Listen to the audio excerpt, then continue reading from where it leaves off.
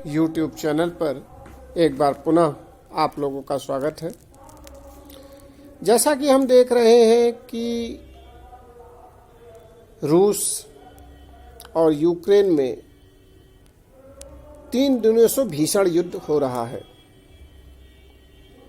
इस युद्ध के संदर्भ में विश्व के अन्य देशों की क्या भूमिका है और वो इस युद्ध को किस नज़रिए से देख रहे हैं, ये एक विचारणीय प्रश्न है। जैसा कि हम जानते हैं कि रूस ने जो यूक्रेन पर आक्रमण किया, उसके पीछे कहीं न कहीं रूस यह चाहता था कि यूक्रेन नाटो में शामिल न हो और यहाँ तक कि नाटो भी इस तरीके का कोई प्रयास न करे कि वह यूक्रेन को अपने संगठन में शामिल करे। हमने देखा कि अमेरिका के राष्ट्रपति जो बाइडेन ने स्पष्ट शब्दों में कहा कि नाटो यूक्रेन में अपने सैनिक नहीं भेजेगा, यूक्रेन को अपनी लड़ाई स्वयं लड़नी होगी। अब यह स्थिति इस दृष्टि से विचार करने योग्य है कि इस लड़ाई में कहीं न कहीं यूक्रेन अकेला पड़ गया है।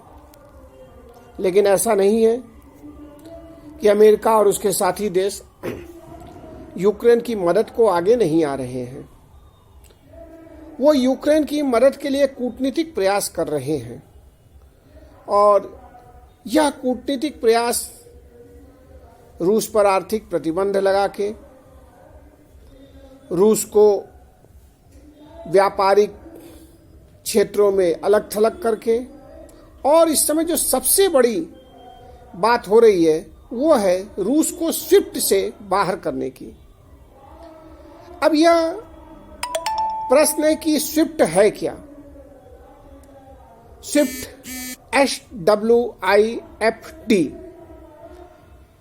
रूस के द्वारा जब यूक्रेन पर हमला किया गया तो उसके बाद से कई यूरोपीय देश और अमेरिका में यह मांग जोर शोर से उठने लगी कि रूस को स्विफ्ट से बाहर कर दिया जाए। हालांकि इन देशों को यह प्रतिबंध लागू करने से पहले अपने हितों का भी ध्यान रखना होगा। जैसा कि हम जानते हैं, स्विफ्ट एक वैश्विक बैंकिंग प्रणाली है और यह पहली बार नहीं है कि जब रूस को स्विफ्ट से प्रतिबंधित करने की बात कही गई है। 2014 में जब रूस ने क्रीमिया पर कब्जा किया तो उस समय भी यह तय किया गया कि रूस को स्विफ्ट से बाहर कर दिया जाए, परंतु ऐसा हो नहीं सका। अब हमको यह देखना है कि आखिर स्विफ्ट अंतर्राष्ट्रीय बैंकिंग के लिए इतना महत्वपूर्ण क्यों है। स्विफ्ट, जिसका पूरा नाम है society for world wide inter bank financial telecommunication, अर्थात वैश्विक बैंकिंग सेवाओं के जीमेल के रूप में कार्य करने वाली यह एक प्रणाली है। वर्ष 1973 में इसकी स्थापना की गई थी।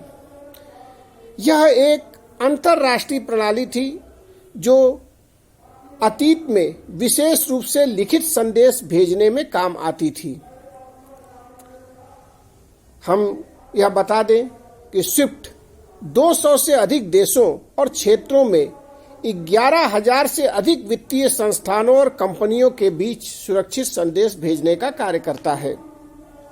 स्विफ्ट की खासियत यह है कि यह एक दिन में औसतन 40 मिलियन संदेश भेज सकता है। यह एक सदस्य स्वामित्व वाली सहकारी समिति है। इसको नेशनल बैंक ऑफ बेल्जियम और यूएस फेडरल रिजर्व सिस्टम, यूरोपीय central bank, bank of England, bank of Japan और अन्य प्रमुख केंद्रीय बैंकों के प्रतिनिधि देखते हैं। अब यह बात महत्वपूर्ण है कि स्विफ्ट की भूमिका कैसे निर्धारित की जा सकती है। जब 2012 में कुछ ईरानी बैंकों को स्विफ्ट से बाहर किया गया तो ईरान का तेल निर्यात उस समय एक दिन में 3 मिलियन बैरल से अधिक गिरा था और कुछ वर्षों बाद एक दिन में ही लगभग 1 मिलियन बैरल तक गिर गया था। दूसरी ओर जब 2014 में रूस को स्विफ्ट से बाहर करने की धमकी दी गई तो रूस के पूर्व विदेश मंत्री जो कि उस समय एलेक्सी कुद्रिन ने इस तरह के कदम के कारण संभावित सकल घरेलू उत्पाद में 5% संकुचन के बारे में चेतावनी दी थी।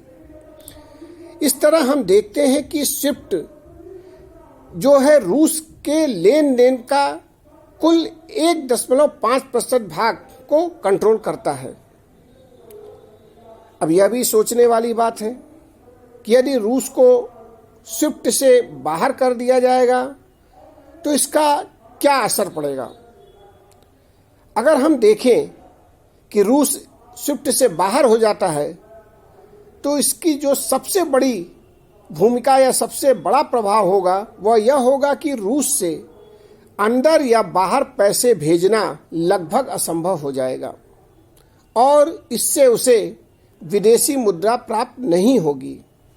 इस फैसले से रूस की कंपनियों और उसकी अर्थव्यवस्था को एक बड़ा झटका लगेगा। हालांकि इसका एक खराब परिणाम यह भी होगा कि जो अन्य देश रूस के ऊपर गैस, तेल इत्यादि पर निर्भर है उनको भी नुकसान होगा। स्विफ्ट नेटवर्क से कट ऑफ करने के कारण रूस का अंतर्राष्ट्रीय लेन देन समाप्त हो जाएगा और इससे कहीं न कहीं रूस की आर्थिक स्थिति कमजोर होगी। यह एक तरीके का कूटनीतिक और आर्थिक प्रयास है जिससे कि रूस पर दबाव डाला जा सके। लेकिन यहाँ हमें यह नहीं भूलना होगा कि अगर रूस को स्विफ्ट से डिस्कनेक्ट किया गया तो इसका प्रभाव संयुक्त राज्य अमेरिका, जर्मनी और जापान पर भी पड़ेगा, क्योंकि उनके बैंक रूसी बैंकों के साथ संवाद करने के लिए स्विफ्ट का ही प्रयोग करते हैं। यूरोपीय संघ तेल और गैस के लिए रूस पर बहुत ज़्यादा निर्भर है और इसी के चलते वह कोई बड़ा कदम लेने से पहले इस पर पूर्ण रूप से विचार कर रहा है। अगर हम देखें तो यूरोपीय संघ लगभग 40% गैस ज़रूरतों के लिए रूस पर निर्भर है और दूसरी ओर रूसी राजनेताओं ने यह भी चेतावनी दे दी है कि भुगतान के बिना गैस और तेल का प्रवाह जल्द ही बंद कर दिया जाएगा। इसके बावजूद भी कुछ यूरोपीय देश इस प्रतिबंध को लागू करने की बात कह रहे हैं, जिसमें प्रमुख रूप से इंग्लैंड है, फ्रांस है, जर्मनी है और अमेरिका तो ऐसा चाह रहा है। अब यह भी है कि इससे रूस को तो नुकसान होगा, इसमें दो राय नहीं है, लेकिन क्या इससे बचने के लिए रूस के पास भी कोई उपाय है? तो हम यह देखते हैं कि जब 2014 में रूस के ऊपर इस तरीके की कार्रवाई करने का मन बनाया गया तो रूस ने भी अपने बैंकों के लिए अपनी विदेशी वित्तीय संदेश प्रणाली पर निर्भरता को कम करने का काम किया और अपनी स्वयं की संदेश प्रणाली बनाई। इससे रूस में एक वैकल्पिक संदेश प्रणाली विकसित हो गई है। इसलिए यह कहा जा सकता है कि अगर स्विफ्ट से रूस को बाहर किया जाता है तो इसका कोई बहुत बड़ा प्रभाव रूस के ऊपर नहीं होगा। रूस ने जब यूक्रेन पर हमला किया तो वह यह जानता था कि इस तरीके की कार्रवाइयाँ उसके साथ हो सकती हैं, लेकिन उसके बाद भी अगर स्विफ्ट से बाहर करने की कार्रवाई होती है तो यह भी है कि इसका दूरगामी प्रभाव रूस की अर्थव्यवस्था पर पड़ेगा। धन्यवाद।